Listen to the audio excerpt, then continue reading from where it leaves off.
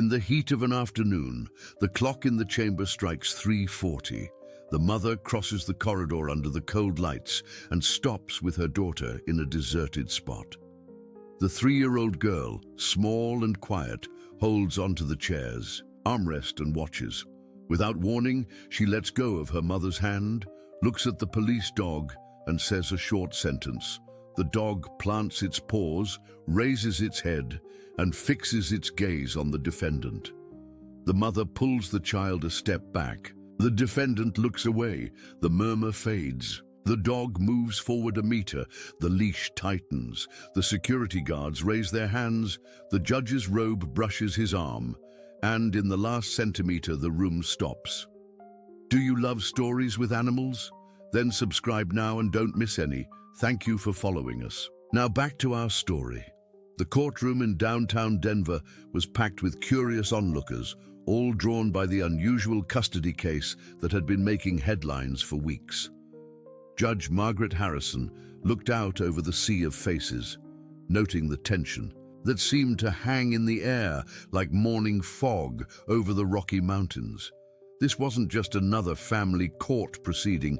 Something about this case had captured the public's attention in a way that few custody battles ever did.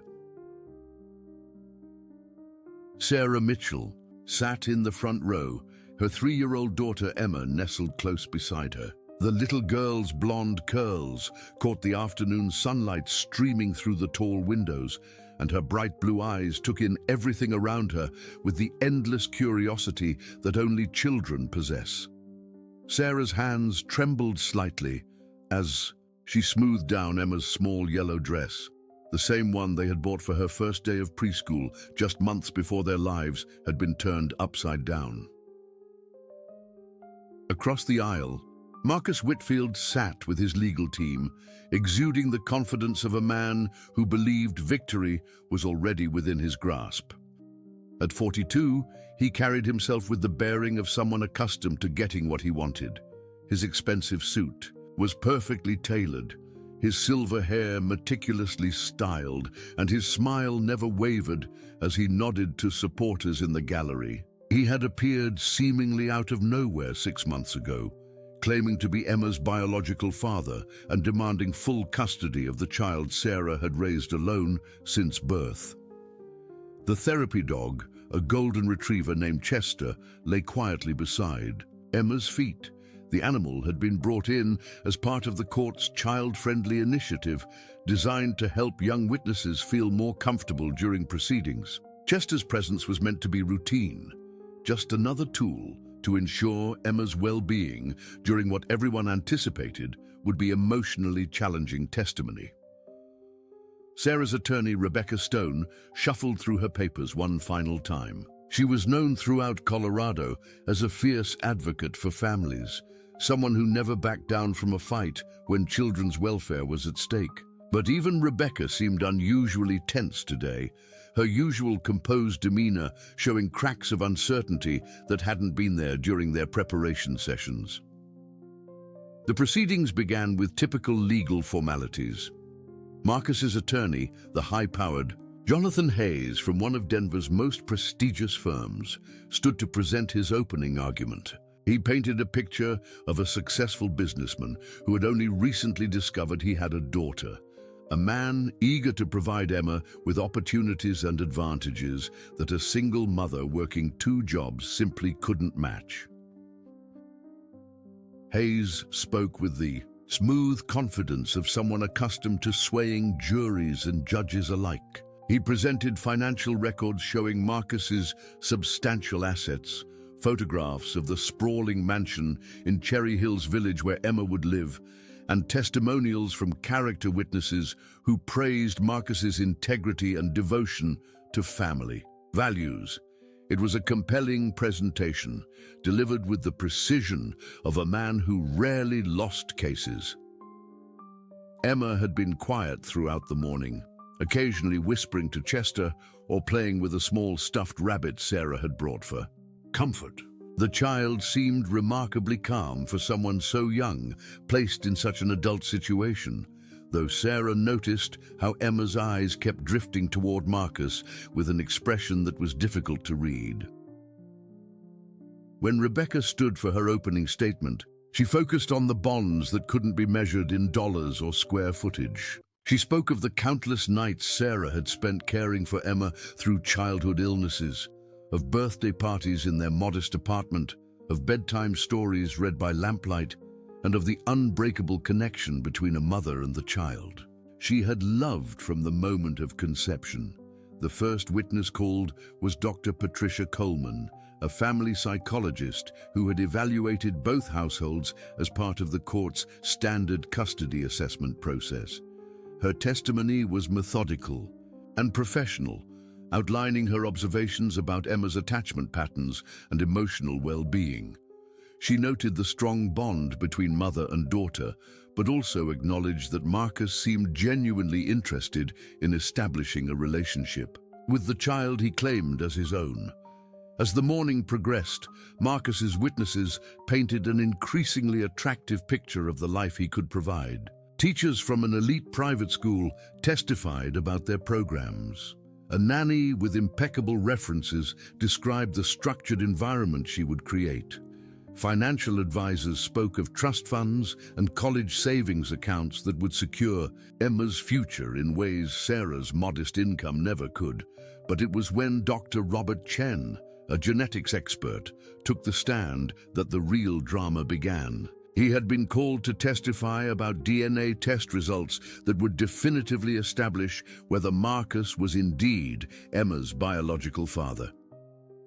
The anticipation in the courtroom was palpable as he explained the testing process and the reliability of modern genetic analysis. Marcus leaned forward in his chair, his confident smile broadening as Dr. Chen prepared to reveal the results that everyone assumed would vindicate his claims. Sarah felt her heart racing, knowing that these numbers would determine her daughter's future. She had agreed to the testing because she was certain it would prove Marcus was lying, but now doubt crept in like shadows at dusk.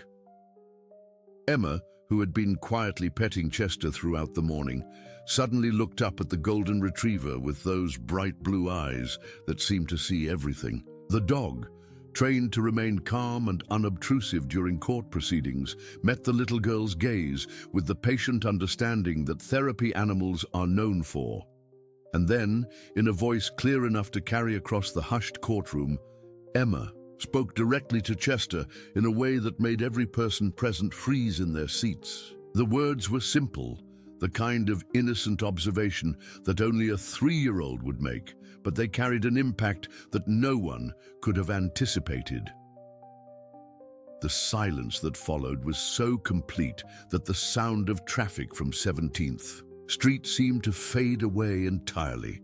Judge Harrison, despite her decades of experience with unexpected courtroom moments, found herself staring at the small child with an expression of complete bewilderment.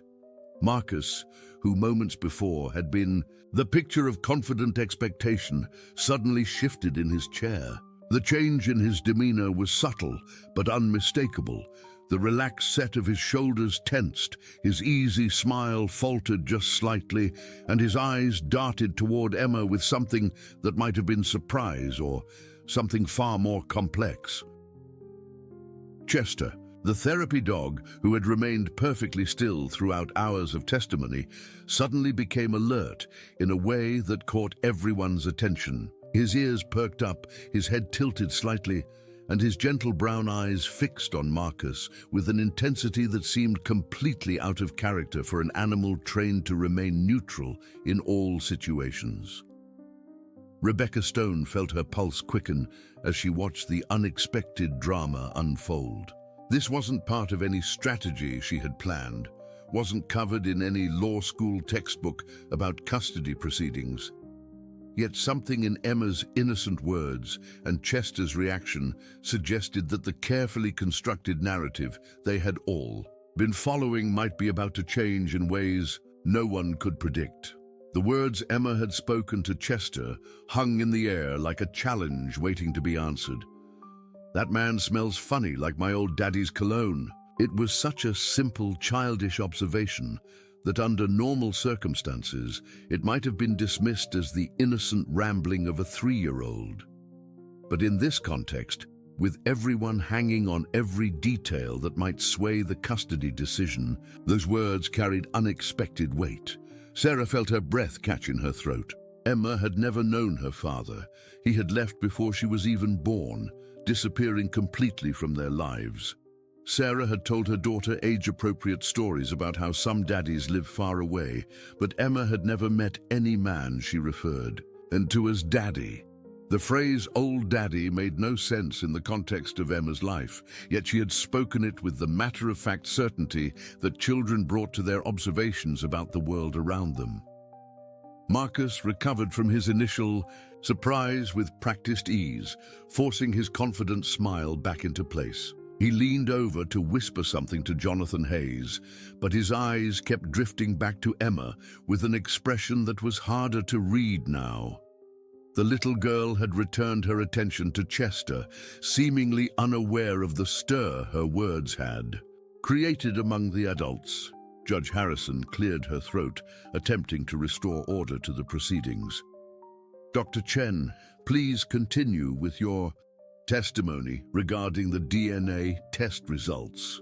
But even as she spoke, her eyes remained fixed on Emma, as if trying to decode the meaning behind the child's innocent words. Dr. Chen, clearly uncomfortable with the unexpected interruption, adjusted his glasses and returned to his prepared remarks. As I was saying, the DNA samples were processed using the most advanced genetic sequencing technology available. The results show... He paused, consulting his notes with unusual deliberation. The results show a 99.7% probability that Marcus Whitfield is indeed the biological father of Emma Mitchell. The courtroom erupted in murmurs and whispered conversations. Sarah felt the world tilt beneath her feet. She had been so certain that the test would expose Marcus as a fraud, so convinced that his sudden appearance in their lives was part of some elaborate scheme. The scientific evidence seemed to shatter her certainty like glass hitting concrete. Rebecca Stone's mind raced as she processed this information. She had built her case around the assumption that Marcus was lying about his paternity, that his claims were motivated by something other than genuine desire to know his daughter. Now she would have to completely restructure her defense strategy, focusing instead on Sarah's fitness as a mother and Emma's best interests. But Chester's behavior was becoming increasingly difficult to ignore. The golden retriever, trained to remain calm and neutral in all circumstances, kept his attention fixed on Marcus in a way that seemed almost accusatory. When Marcus stood to shake hands with his attorney in celebration of the DNA results, Chester's ears flattened against his head and a barely audible whine escaped his throat. Emma looked up at the sound, her small hand moving to stroke Chester's fur.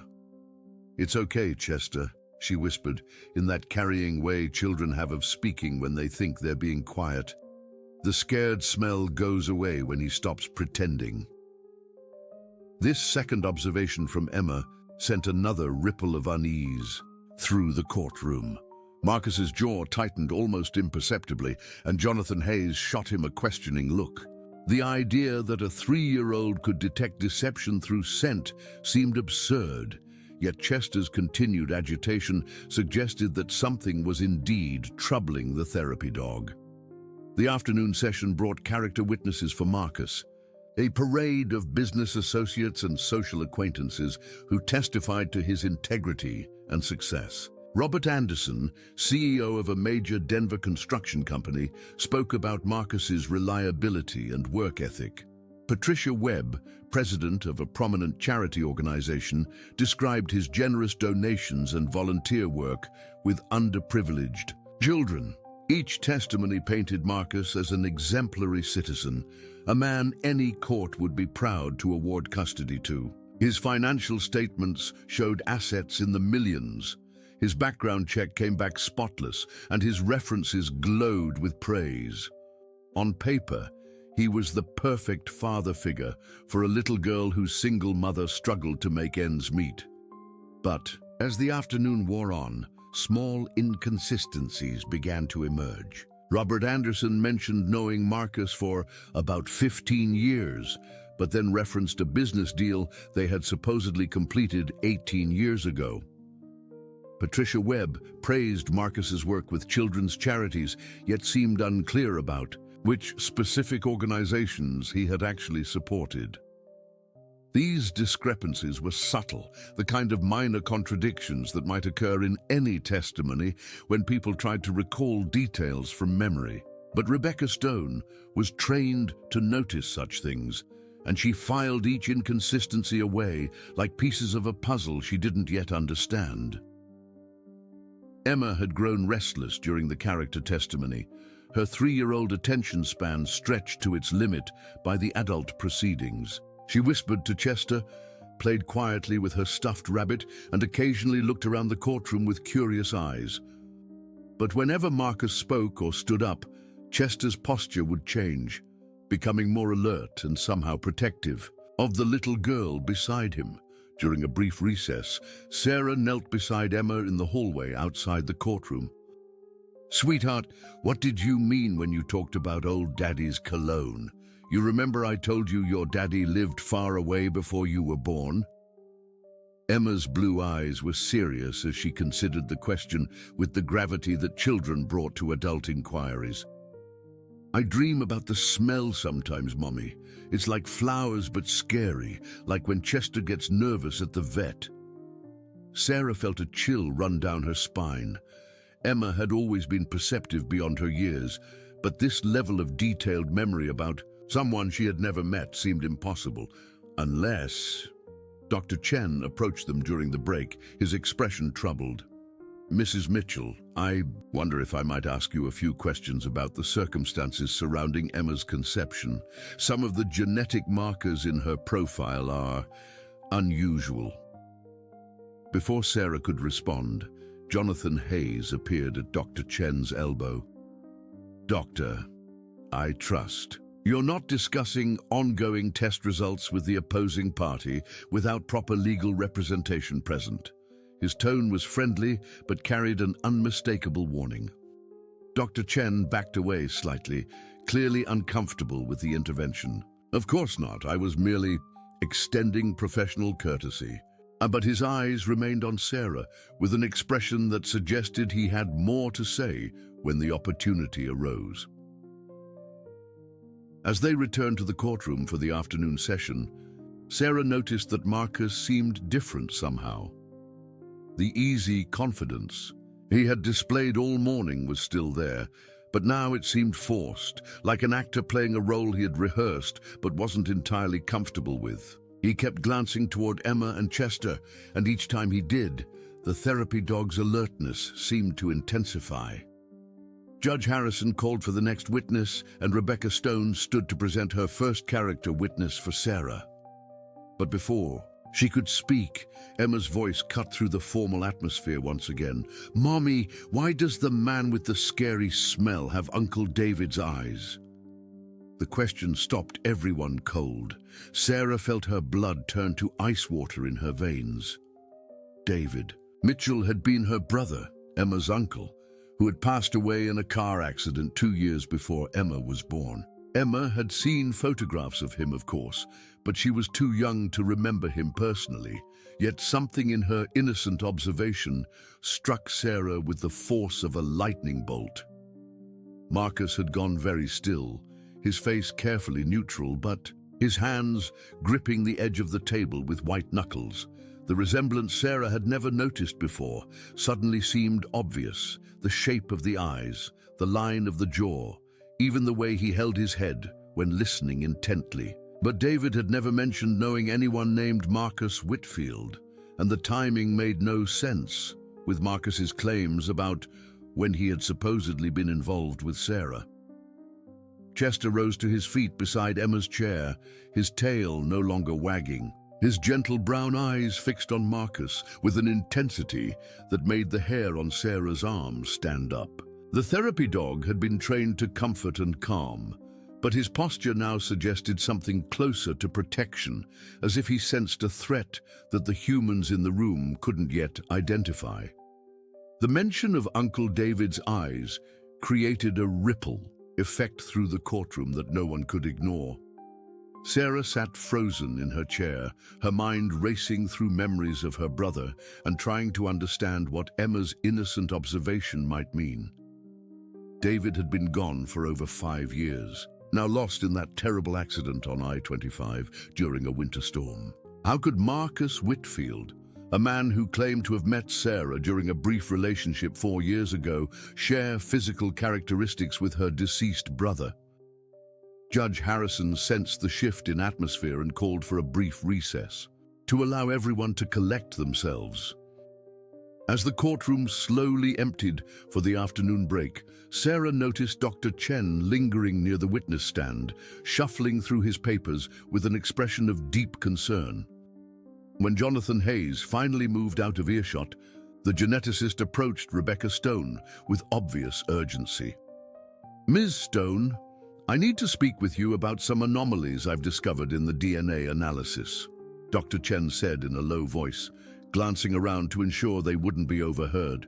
"The results I presented were accurate, but there are some unusual patterns that I think you should know about." Rebecca leaned closer, her legal instincts telling her that this conversation might be crucial to her case. "What kind of anomalies?" Dr. Chen hesitated, clearly struggling with professional ethics and legal obligations. "The genetic markers show paternity, yes, but they also indicate, well, it's complex. The child's DNA contains sequences that suggest a closer familial relationship with someone else entirely, someone who would have shared significant genetic material with Mr. Whitfield." Before Rebecca could ask for clarification, Jonathan Hayes returned with Marcus at his side. Dr. Chen immediately stepped back, his face closing off like a door being shut. "I'm sorry, Ms. Stone, but I really must review my notes before any further testimony, if you'll excuse me." Marcus watched the geneticist retreat with eyes that seemed sharper than they had been all morning. The easy, confident businessman persona he had maintained was showing more cracks, like paint peeling from a wall that had been exposed to too much weather. Meanwhile, Emma had found a comfortable spot on the floor near Chester, sharing her crackers with the therapy dog while adults whispered urgently around them. But her attention kept drifting to Marcus, studying him with the unblinking intensity that only children could maintain. "Mommy," she said suddenly, her voice carrying in the relatively quiet hallway, "why doesn't the scary smell man remember the story about the purple elephant?" Sarah knelt beside her daughter, confused by yet another cryptic observation. "What story about a purple elephant, sweetheart?" Emma's face scrunched up in concentration as she tried to explain something that made perfect sense in her 3-year-old mind. "Uncle David used to tell it in the pictures, about the elephant who got lost and found a new family. The man looks like Uncle David, but he doesn't know the elephant story." A chill ran through Sarah as she realized what Emma meant. David had indeed told stories about a purple elephant.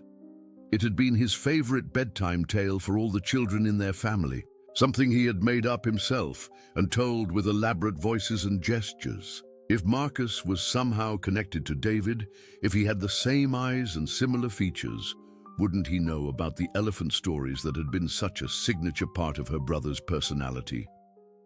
The afternoon session resumed with more character. Witnesses for Marcus, but the earlier sense of smooth confidence had been replaced by something more fragile. Margaret Foster, a society woman from Cherry Hills Village who had known Marcus for supposedly 6 years, took the stand to testify about his character and stability. Under Jonathan Hayes's careful questioning, Mrs. Foster painted a picture of Marcus as a pillar of the community, someone who attended charity galas and supported local causes. But when Rebecca Stone began her cross-examination, small cracks began to appear in the testimony. Mrs. Foster, you mentioned knowing Mr. Whitfield for 6 years. Can you tell me about the first time you met him? Oh, it was at the Denver Art Museum Gala, Mrs. Foster replied confidently. He was there with, well, I believe he was escorting someone from the Patterson family. The Patterson family? That would be the prominent banking family? Yes, exactly. Lovely people. Rebecca consulted her notes, a small smile playing at the corners of her mouth. That's interesting, Mrs. Foster, because I have the guest lists from the Denver Art Museum galas for the past 8 years, and there's no record of anyone named Marcus Whitfield attending any of those events. Mrs. Foster's composure wavered slightly. Well, perhaps it was a different event. So many galas, you understand. They all tend to blend together. Of course. Let me ask about another event you mentioned during your initial interview with Mr. Hayes's office. You said you and Mr. Whitfield served together on the board of the Rocky Mountain Children's Foundation. That's correct. For how long? Mrs. Foster glanced toward Jonathan Hayes, who was carefully maintaining a neutral expression despite the direction Rebecca's questions were taking. 3 years, I believe. Rebecca nodded and pulled out a thick folder. I have the complete board membership records for the Rocky Mountain Children's Foundation going back 10 years, Mrs. Foster. There is no Marcus Whitfield listed as ever serving on their board. The color drained from Mrs. Foster's face. Well, perhaps I'm confusing organizations. At my age, and with so many charitable commitments. One final question, Mrs. Foster. You testified that you've socialized with Mr. Whitfield regularly over the past 6 years. Can you tell me about his residence?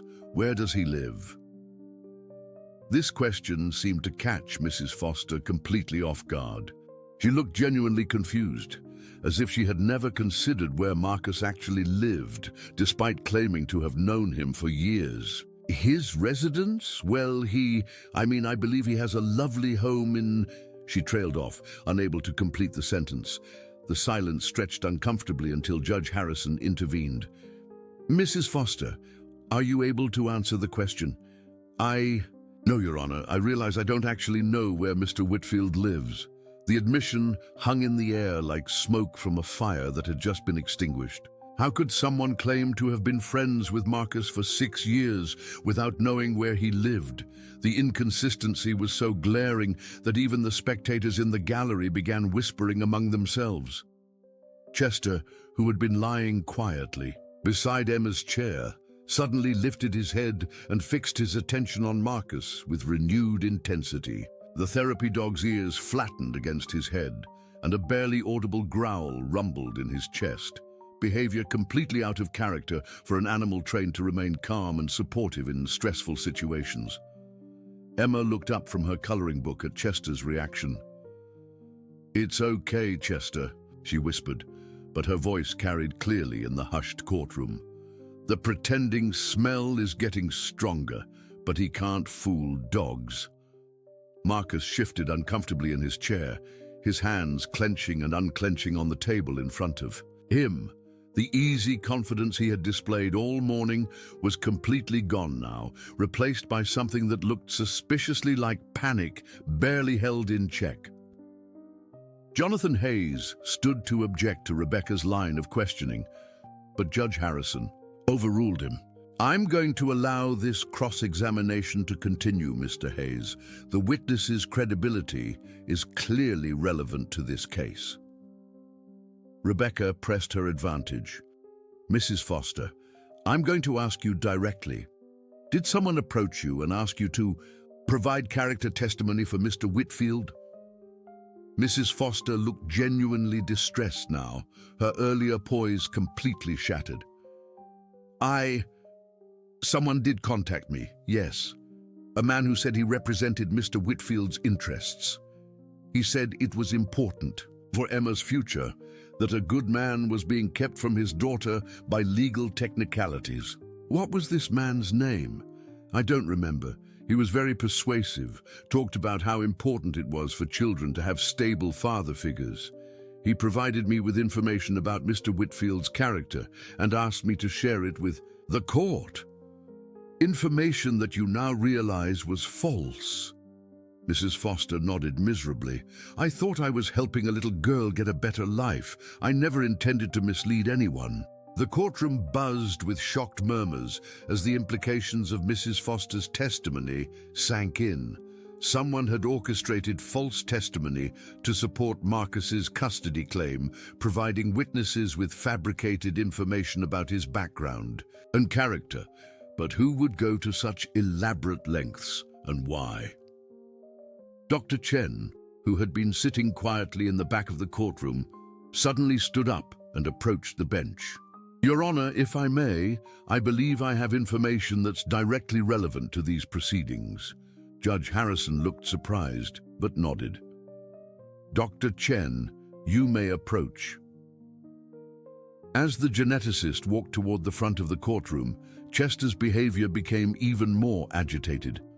The therapy dog actually stood up, positioning himself protectively between Emma and Marcus, his gentle brown eyes now showing an alertness that bordered on alarm. Emma looked up at all the adults around her, then directly at Marcus with those penetrating blue eyes that seemed to see more than a 3-year-old should be able to process. You're not really my daddy, are you? She said in a clear, carrying voice that reached every corner of the silent courtroom. You smell like Uncle David, but Uncle David would never try to take me away from Mommy.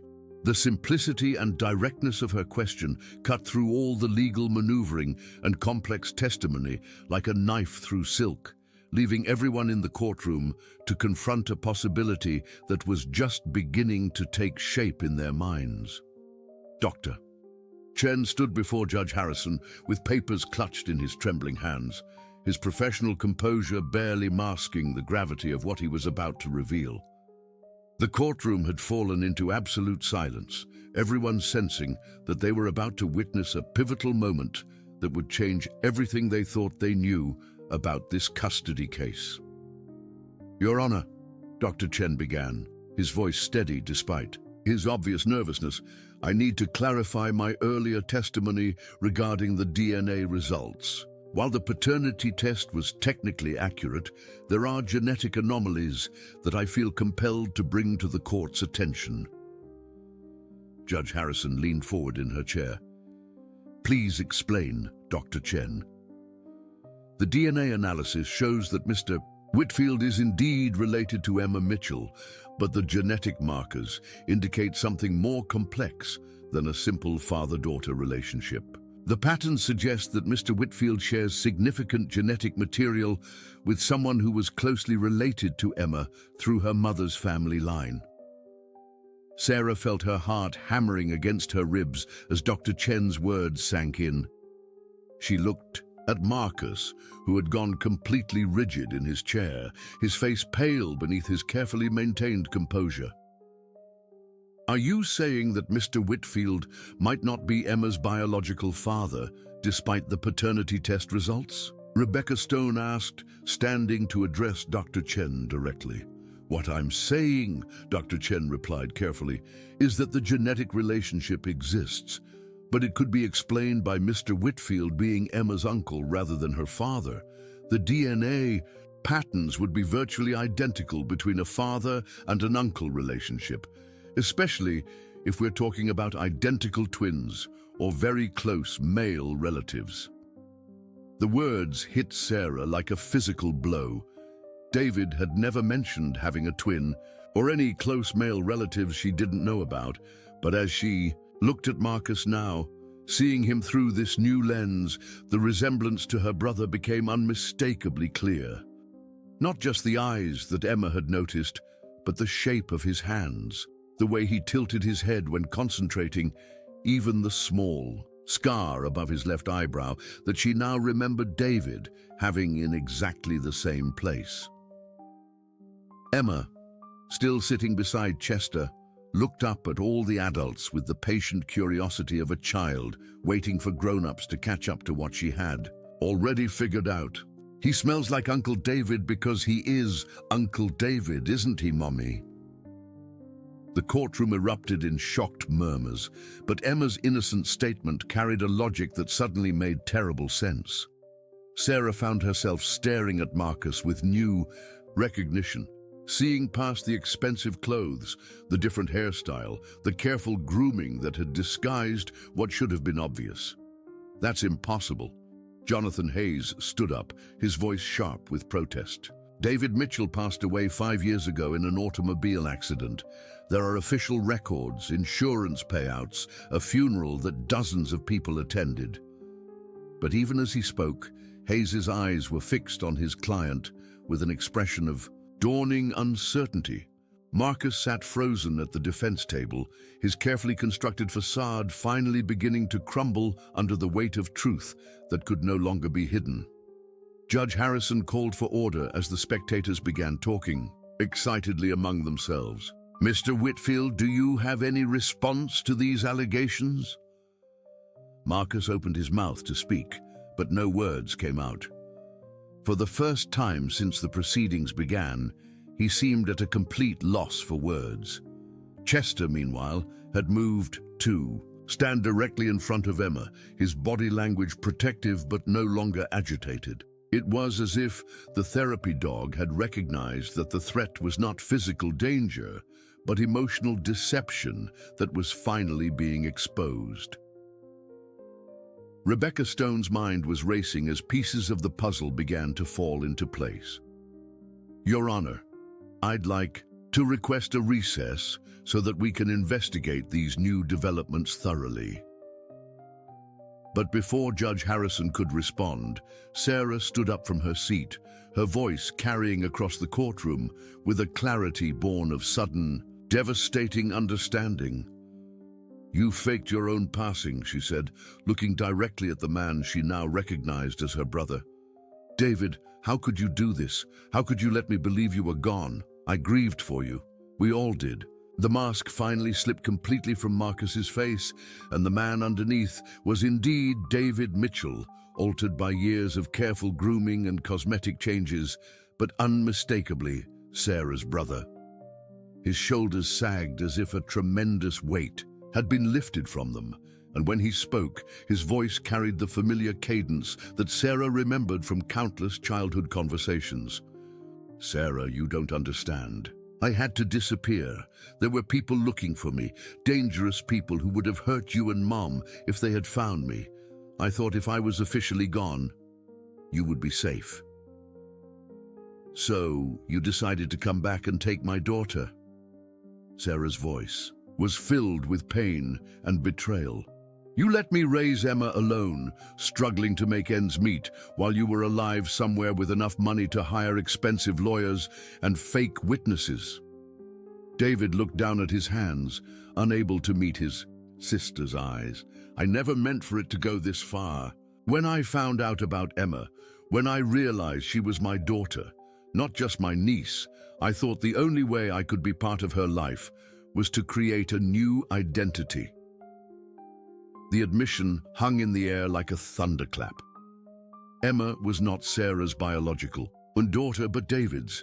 The implications of this revelation rippled through the courtroom as everyone tried to process what they were hearing. Emma, who had been listening to this exchange with the serious expression that children wore when trying to understand adult problems, suddenly spoke up. "Uncle David, why didn't you just come home? Mommy always said if you ever came back, she would make your favorite cookies." The simple innocence of her question broke David's composure completely. Tears began streaming down his face as he looked at the little girl he had been trying to claim custody of, the child who carried his genetic material but had known Sarah as her mother since birth. "I couldn't come back as myself, Emma. Too many people thought I had done bad things. I thought if I could be someone new, someone respectable like Marcus Whitfield, I could give you a better life than Sarah could provide." "But Mommy already gives me the best life," Emma replied with the straightforward logic of a 3-year-old. "She reads me stories and makes pancakes shaped like butterflies and always knows when I'm sad." Dr. Patricia Coleman, the family psychologist who had testified earlier, stood up from her seat in the gallery. "Your Honor, if I may, I think this situation requires immediate psychological evaluation and family counseling rather than a custody decision. This child has been living with someone she believes to be her mother, while her biological father has been presumed deceased for years. The emotional complexity of this situation goes far beyond typical custody considerations. Judge Harrison nodded gravely. Dr. Coleman is absolutely right. This case has moved well beyond the scope of ordinary family court proceedings. She looked directly at David, who was still sitting in stunned silence. Mr. Mitchell, or Mr. Whitfield, or whoever you choose to be identified as, I'm ordering an immediate psychological evaluation and requiring you to work with law enforcement to clarify your legal status. The question of Emma's custody will be suspended until we can sort out the numerous legal and ethical issues that have been raised here today. Rebecca Stone stepped forward. Your Honor, given these extraordinary circumstances, I'd like to request that Emma remain in Sarah's care during any transitional period. Regardless of biological relationships, Sarah has been this child's primary caregiver and emotional anchor since birth. Jonathan Hayes looked like a man who had just realized he had been defending a case built entirely on deception. Your Honor, my client clearly needs legal counsel regarding his unique situation. I need to withdraw from representing him in this custody matter. Chester, who had remained protectively close to Emma throughout these revelations, suddenly moved toward David with a different kind of attention. The therapy dog's tail began wagging tentatively, as if he was recognizing someone from Emma's life that he had sensed but not been able to identify until now. Emma watched Chester approach David and smiled for the first time since the dramatic revelations had begun. See, Chester remembers you too. He was just confused because you were wearing the wrong smell. David reached out hesitantly to pet Chester, and the golden retriever accepted his touch with the gentle acceptance that therapy animals showed toward people who were no longer pretending to be someone else. Looking around the courtroom at the faces of everyone whose lives he had just turned upside down, David finally spoke with his real voice, dropping all pretense of being Marcus Whitfield. I know I've made terrible mistakes, and I know I've hurt people I love, but I want you all to know that Emma was never supposed to get caught up in this mess. She was supposed to have a normal life with Sarah, far away from all the complications I brought into the world. Sarah stepped closer to her brother, her anger warring with the relief of knowing he was alive and the confusion of learning that Emma was his daughter rather than hers biologically. David, how is Emma your daughter?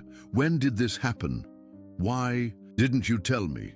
David's expression grew even more pained as he prepared to reveal the final piece of the puzzle that would complete the picture of just how complicated their family situation had become. David looked around the courtroom, at the expectant faces waiting for his explanation, knowing that what he was about to reveal would be the most difficult truth of all. His hands shook as he prepared to share the secret he had carried alone for over 4 years, the reason why Emma's existence had motivated him to risk everything by coming back from the grave he had carefully constructed around his former life. Sarah, he began, his voice barely above a whisper. Do you remember when you were having such a hard time getting pregnant? When you and Michael tried for 3 years before he left? Sarah nodded slowly, confused about where this was leading. Those had been some of the darkest years of her life, filled with fertility treatments, disappointments, and ultimately the dissolution of her marriage when Michael decided he didn't want to keep trying to have children. You came to me one day, crying, saying that you were ready to give up on ever being a mother. You said you had always dreamed of having a little girl, someone you could read stories to and teach to braid flowers into crowns like Mom used to do with us. The memory was painful, But Sarah remembered that conversation clearly. David had been so supportive during that difficult time, always ready to listen when she needed someone to understand her grief over what felt like a future that was slipping away from her. I told you about the fertility clinic where I had been, where I had made a donation years earlier when I was in college and needed money. I said maybe there was a way you could use that donation so that even if you couldn't have a biological child with Michael, you could still have a baby that was family. Sarah's eyes widened as she began to understand what David was telling her. You mean Emma is your biological daughter, Sarah, and mine.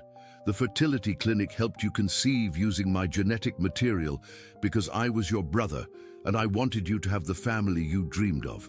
It was supposed to be anonymous, just a number in their system, but I made sure you got paired with my donation.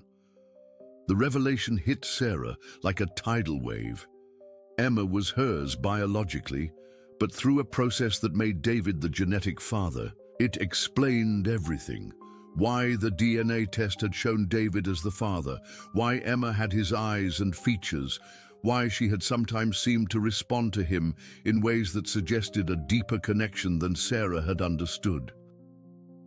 Emma, who had been following the adult conversation with the intense concentration that children brought to discussions they sensed were important, suddenly brightened. So Mommy is really my mommy, and Uncle David is my daddy, but he's still Uncle David too. Her innocent attempt to understand the complex family dynamics brought a small smile to Sarah's face, despite the emotional turmoil she was experiencing. Yes, sweetheart, it's complicated, but yes. Judge Harrison had been listening to this extraordinary family story with the patience of someone accustomed to unusual cases.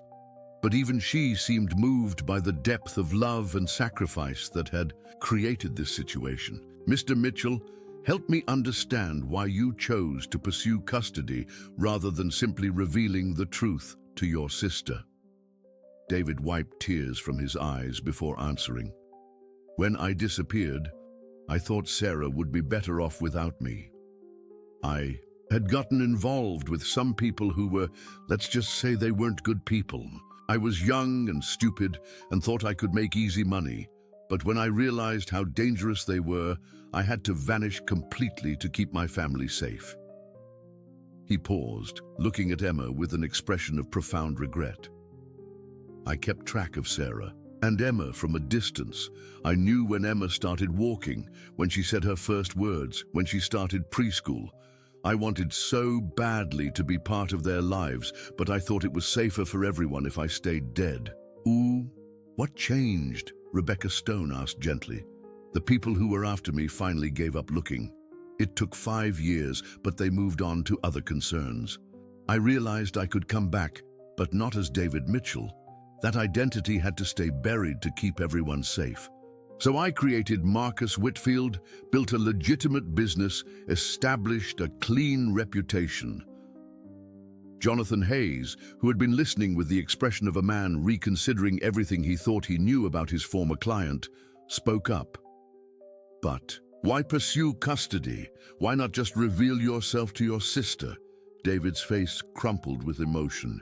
Because I was a coward. I was terrified that Sarah would hate me for letting her believe I was gone. I thought if I could get custody as Marcus Whitfield, I could be part of Emma's life, without Sarah having to deal with the pain of knowing I had been alive all this time while she was struggling alone. Sarah stood up from her seat and walked slowly toward her brother, her emotions warring between anger, relief, love, and bewilderment. Chester followed her, maintaining his protective stance near Emma, but no longer showing any signs of distress or confusion. David, Sarah said when she was close enough to look directly into his eyes, you idiot. Do you have any idea what you put me through? I mourned you. I visited your grave every year on your birthday. I told Emma stories about the uncle she would never meet. David nodded miserably. I know. I watched sometimes from a distance. I saw you at the cemetery, and it almost broke my resolve to stay hidden. But I was so afraid that coming back would put you and Emma in danger. And now, are we still in danger? Deeds? No. The statute of limitations has run out on anything they could have charged me with, and the people I was afraid of have either forgotten about me or moved on to other concerns. I've been monitoring the situation carefully before I decided to resurface. Dr. Coleman stepped forward again. Her professional perspective needed to navigate this extraordinary family situation.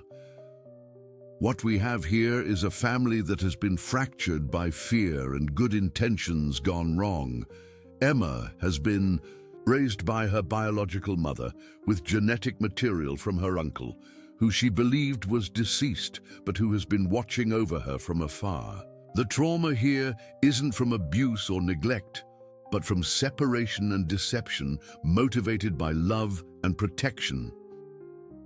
Emma had been listening to all of this adult conversation with the patience of a child who sensed that important decisions were being made about her future. Finally, she stood up and walked to where Sarah and David were facing each other. "Can Uncle David come home now?" she asked, looking up at both of them with those perceptive blue eyes. "I promise I won't tell the bad people where he lives." The simplicity of her request, the pure child logic that cut through all the legal and emotional complications, broke down the last barriers that David had been maintaining. He knelt, down to Emma's level, tears streaming down his face. "Would you like that, Emma? Would you like Uncle David to come home?" Emma considered this with the serious concentration that children brought to important questions. "Will you tell me the purple elephant story? The real one, not the one from books?" David's smile was the first genuine expression he had shown since entering the courtroom that morning. "I remember every single word of the purple elephant story, and I know some other stories too. Ones about brave little girls who help their families find each other when they get lost." Emma nodded approvingly and then looked at Sarah. "Mummy, can we keep Uncle David? I promise to share my toys and help him learn the rules about putting dishes in the dishwasher." Sarah laughed despite herself, the sound carrying both joy and exhaustion from the emotional roller coaster of the day. "I think we can keep Uncle David, sweetheart. But there are going to be some big changes while we figure out how our family works now." Judge Harrison had been watching this family reunion with the satisfaction of someone who had witnessed justice being served, not through legal maneuvering, but through truth finally being allowed to emerge. "I think this case calls for family counseling rather than a custody decision. Dr. Coleman, are you willing to work with this family to help them navigate their unique situation?" "Absolutely, Your Honor. This is exactly the kind of case where love and professional guidance can create a positive outcome for everyone involved, especially Emma." Chester, who had been the unlikely catalyst for so many of the day's revelations, walked over to David and sat beside him with the contented expression of a therapy dog whose job was complete. Emma giggled and sat down beside Chester, creating a small circle that seemed to represent the family that was finally ready to be whole again. David looked around at the courtroom full of people who had witnessed his dramatic return from the dead, his failed attempt to assume a false identity, and his reunion with the family he had been too afraid to approach honestly. "I know I have a lot to make up for," he said, addressing not just Sarah and Emma, but everyone present. "I know that what I did was wrong, even though I thought I was protecting the people I love. But if Sarah will have me, if Emma wants me to be part of her life, I promise I'll spend every day trying to be the brother and uncle they deserve." Sarah reached out and took his hand, the gesture carrying forgiveness and hope despite all the pain and confusion of the past few hours. "We're going to need time to work through all of this, David. And you're going to need to prove that you're really ready to be honest with us from now on. But yes, I want you to come home." Emma clapped her hands together with the pure joy that children showed when their world suddenly made sense again. "Chester, did you hear that? Uncle David gets to stay. And now I have a mommy and a daddy and an uncle who are all the same people." Her delighted laughter filled the courtroom as the adults around her began to contemplate the complex but hopeful future they were about to navigate together. 3 months had passed since that extraordinary day in the Denver courthouse, and the Mitchell family was still learning how to navigate their redefined relationships. The morning sun streamed through the windows of Sarah's apartment as she watched David help Emma build an elaborate tower with wooden blocks, both of them completely absorbed in the engineering challenge of making it tall enough to reach Chester's nose. The transition had not been easy. There had been countless therapy sessions with Dr. Coleman, difficult conversations about trust and forgiveness, and practical challenges about how to blend a life that had been built on the assumption of loss with the reality of unexpected return. David had legally reclaimed his identity, working with authorities to clear up the complications of his staged disappearance and the false Marcus Whitfield persona he had created. Emma had adapted with the remarkable resilience that children possessed, though she still occasionally confused adults by referring to David as both Uncle David and Daddy in the same sentence. Dr. Coleman had assured them this was perfectly normal given the unique circumstances, and that Emma would eventually settle into whatever relationship dynamic felt most comfortable for her. "Careful with that block, Uncle David," Emma instructed with the serious tone she adopted when supervising adult activities. "Chester says it looks wobbly." David glanced at the golden retriever, who was indeed watching their construction project with alert interest. Chester had become a regular visitor to their home, officially retired from therapy work, but unofficially serving as Emma's constant companion and the family's early warning system for anything that didn't feel right in their world. Sarah smiled as she watched this domestic scene, still sometimes catching herself feeling surprised that David was really there, really alive, really part of their daily routine. The anger she had felt initially had faded into a complex mixture of love, relief, and determination to build something positive from the chaos that his return had created. "How does it feel?" Dr. Coleman had asked during their most recent family session, "to have your family structure completely redefined in such a dramatic way?" Sarah had thought about that question for days before finding words that felt adequate.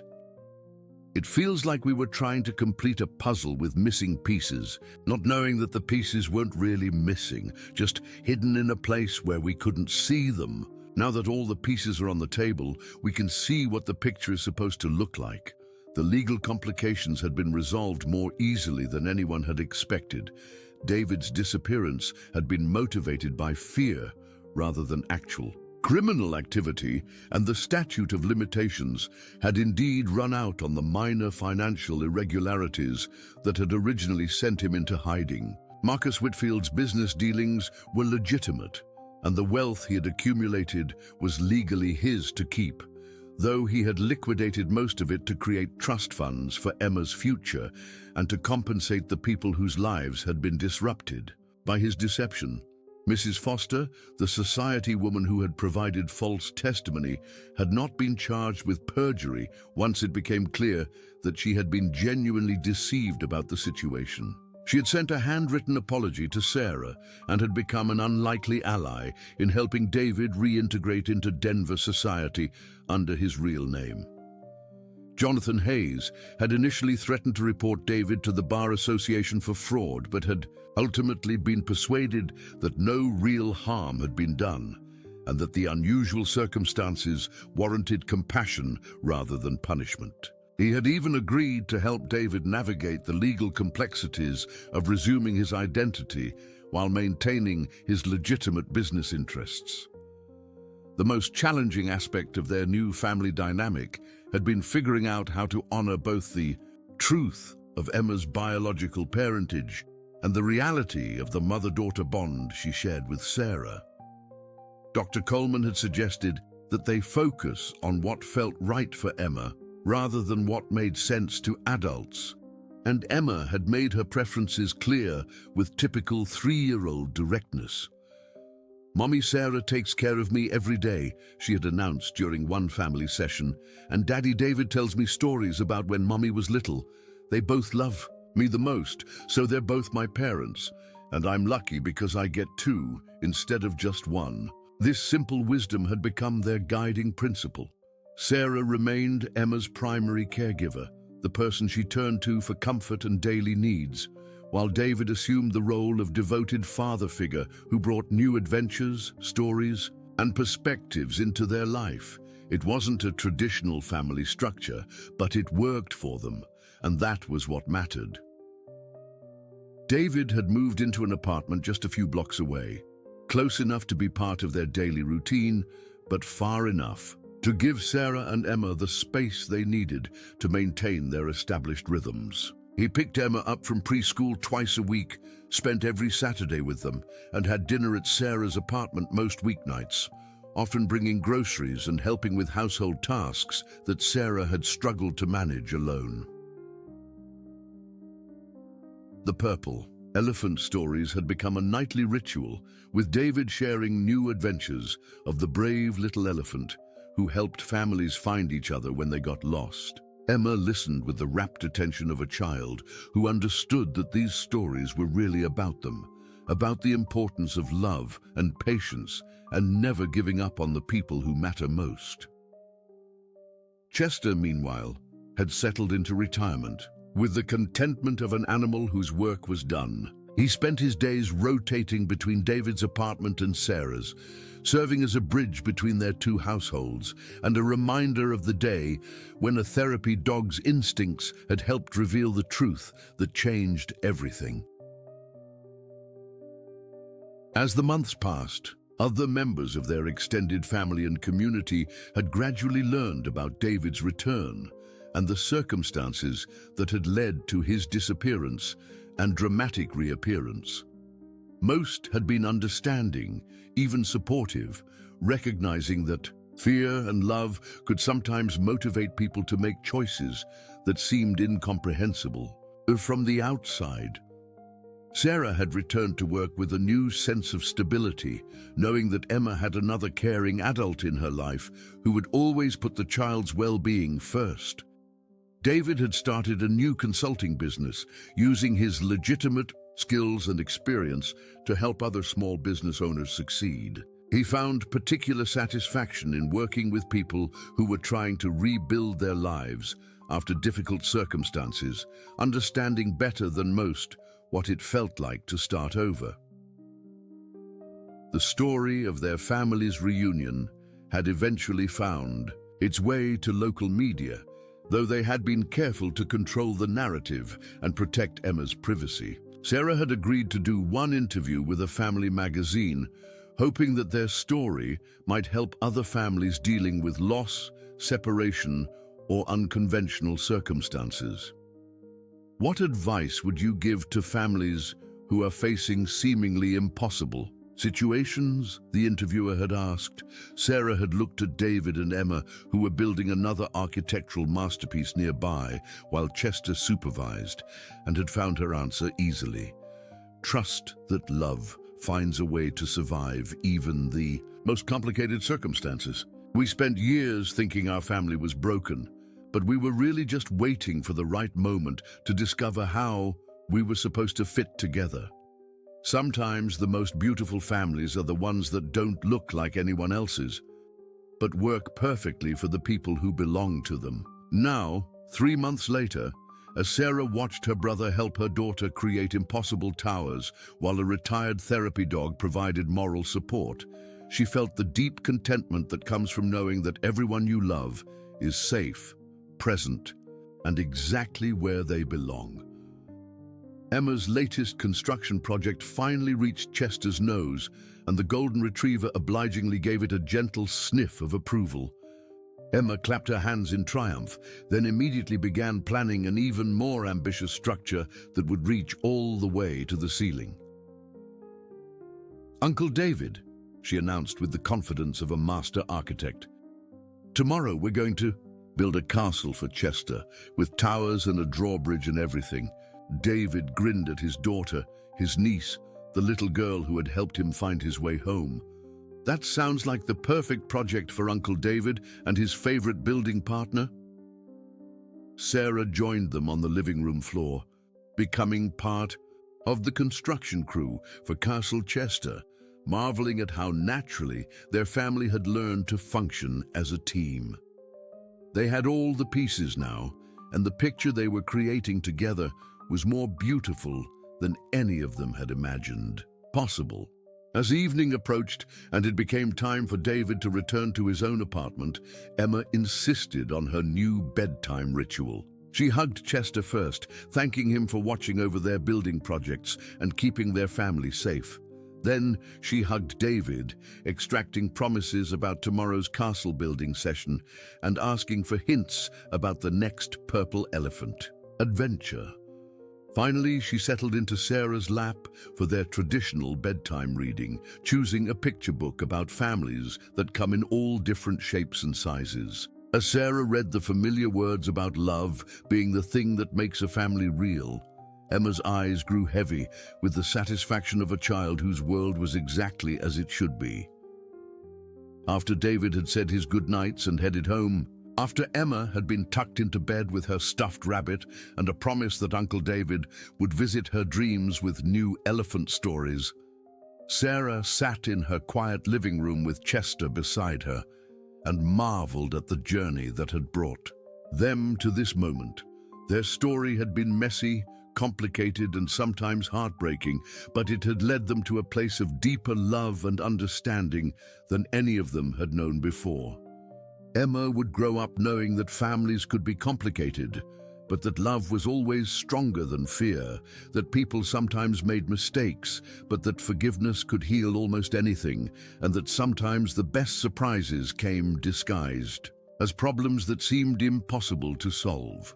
As Sarah turned off the lights and prepared for bed, she whispered a quiet thank you to whatever forces in the universe had conspired to bring her brother home, to make their family whole, and to prove that happy endings were possible even in the most unlikely circumstances.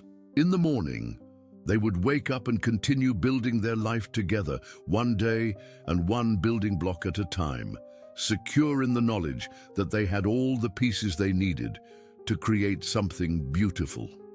Dear listeners, we hope that Sarah, David, and Emma's extraordinary journey has touched your hearts as deeply as it touched ours. This story reminds us that families come in many forms, that love can survive the most challenging circumstances, and that sometimes our greatest blessings arrive disguised as impossible problems. If this tale of reunion, forgiveness, and redefined family bonds has moved you, we invite you to share it with others who might need to hear that hope is never truly lost. Subscribe to our channel for more stories that explore the beautiful complexity of human relationships, and don't forget to like this video to help us reach families who might be facing their own seemingly impossible situations. We've prepared a special collection of similar heartwarming family stories that you can find in our playlist. Every day we bring you new tales that celebrate the resilience of the human spirit and the power of love to overcome any obstacle. Join our community in the comments below and share your own stories of family, forgiveness, and unexpected happy endings. Your voice matters, and your story might be exactly what someone else needs to hear today. Until our next story together, remember that every family is unique, every love story is valid, and every ending can be a new beginning.